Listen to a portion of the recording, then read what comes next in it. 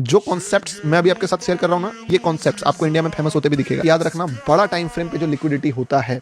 वो लिक्विडिटी बहुत ज्यादा इंपॉर्टेंट होता है। लाइक 1 डे का चार्ट देखो और फोरकास्ट करो, अपने इमेजिन करो अपने दिमाग में कि 1 डे का चार्ट क्या बन सकता है या क्या लेवल टच कर सकता है या फिर कहां तक जा सकता है। अब जैसे तुम इस 1 डे के चार्ट को देखोगे और बस अपने बेसिक ब्रेन से ये चीज जब पूछोगे कि व्हाट इज द पॉसिबिलिटी, अगर गिरेगा ठीक है तो गिरेगा कहां तक गिरेगा, चलो यहां तक। अगर ये लाल बन जाता है तो भाई एक बात बताओ, शूटिंग स्टार के बाद भी तो गिर जाना चाहिए था इसको। और जब शूटिंग स्टार के पास से नहीं गिरा और शूटिंग स्टार का एक लिक्विडिटी जो था, जो कि अगर मैं जूम करके दिखाऊं तुमको तो तुम यहाँ पे नोटिस करोगे कि यार गौतम भाई अगर इसको गिरना भी है तो एटलीस्ट इस लिक्विडिटी को लेके गिरता ना, तब ना हम इसको सस्टेनेबल सेलर मानते हैं। ये 4-5 पॉइंट के लिए छोड़ दिया, इसका मतलब ये है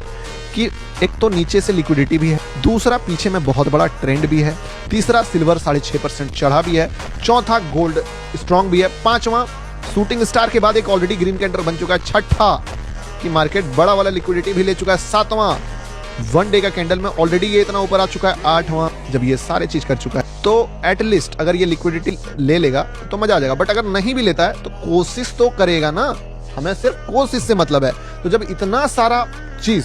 बायर का फेवर में हो तब आप प्लान से डिविएट कभी नहीं हो सकते हो। एक बार अगर बायर आता है, मैं उस बायर पे बिलीव नहीं रखता हूं, लेकिन अगर वो बायर फेल हो जाता है और वापस कम बैक करता है, इसका मतलब है जो बड़ा प्लेयर है वो इस हैमर के बाद बाय करने का फैसला करा है और लिक्विडिटी है,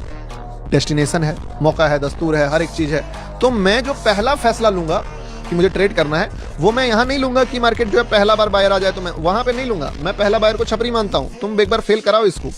मैं हार के जीतने के बाद उस बाजीगर पे दाव लगाऊंगा जो गेम को हार के जीता है और उसका जीतना बनता है। पहले मैं पता करूंगा किसका जीतना बनता है और उसके बाद उसी बंदे पे हार के जीतने पर फैसला लगाऊंगा। मैं हीरो और विलन फाइंड कर लिया हूं कि हीरो और विलन में हीरो कौन है, विलन कौन है। और हीरो के मरने के बाद जो एकदम मर जाता है वो एकदम लगभग मर जाता है, बस सांस लेके जब जोश में खड़ा उठता है ना, आप देखोगे कि गर्लफ्रेंड ने उसका आवाज उठाया कि शिवा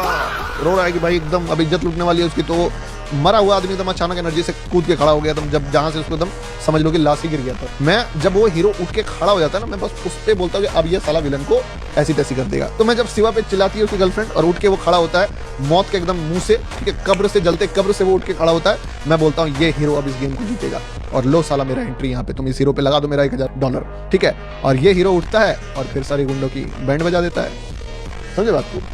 अब बस तुमको ये पता करना है कि हीरो मर कहाँ रहा है, कहाँ हीरो